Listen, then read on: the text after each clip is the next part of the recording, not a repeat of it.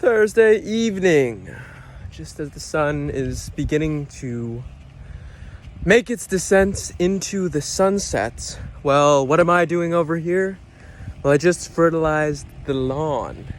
And I didn't fertilize the lawn by peeing all over it and making certain that everybody around here, especially the deer, this is my lawn and you better smell my urine on this, and that will actually also fertilize the lawn, because for those of you who may know or may not know, there's something called the nitrogen cycle, in which plants need to get their nitrogen fix, and in our urine we actually are urinating some nitrogen out, so very small trace amounts, but nonetheless.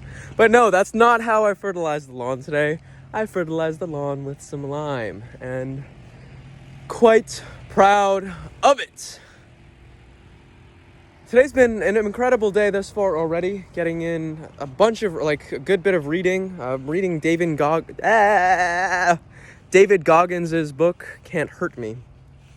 David Goggins, for those of you who may or may not know, is a retired U.S. Navy SEAL who went through U.S. Navy SEALs Hell Week. It's part of their whole basic training thing. It's called the BUDS training. He went through it 3 times. He's an ultra marathoner running over, I don't know. He's run countless races. He's just the type of guy who's done it all. You know what I mean? Really done it all and really dug to his core as to what is the pure potential of a human being. He has this whole rule of the 40% rule that for most people, only tap into 40% of their being and their being, really. So that's cool. That's been awesome. Listening to some of Brian Casella's Winner's Circle this morning. Did a Instagram and Facebook Live. Yeah, you guys may have caught it before. Maybe you didn't. Put out 2 YouTube videos today. I filmed them last night and did some of the... I don't really do editing. If anyone's a YouTube editor or a film editor, DM me. I'm happy to work out some type of trade with you. It would be really cool to start getting some editing work on my videos. What else? Well, these are a couple of the things. Just listens to one of the programs that I'm on.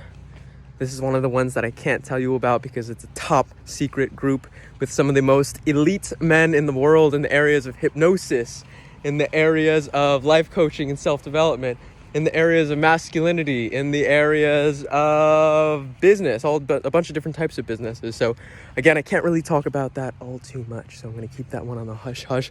That aside, another training earlier today. So what am I doing? You're like, all right, dude, here you are just talking about all the things that you've done today. Well, yeah, I mean, I got up around 2:30 or so today, 2:30 p.m. I went to bed at I don't know, I want to say 8 o'clock, 9 o'clock in the morning. So I got a good amount of sleep today. I've been sleeping on the floor. Shout out to AZD and the Lion's Den for all the gentlemen and all the beasts, man, who are literally beasting out on this world right now in the sense of sleeping on the floor and just reconnecting with that. But not only that, in all aspects of their life. I did a face mask yesterday, so face looking super clean, and I thought I had some mud still in the beard. Gonna be doing some exercise, so I'm just about to go hit up the park after this. Do a nice little walk, probably some yoga in the park while the sun is coming down, so you guys will probably see that video in a little bit. Also do some calisthenic exercises. Got a pull-up bar, chin-up bar, dips bar just earlier, yesterday.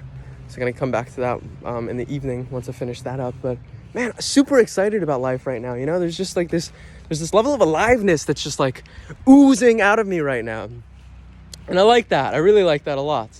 As I'm looking at this tree right now, I'm like, oh man, I feel like I could do a 1-arm pull-up. I'll be doing 1-arm pull-ups while doing this whole video. That'd be funny as hell, but I don't think I will be doing that today because, well, I've got this shirt on and it has nothing to do with the shirt.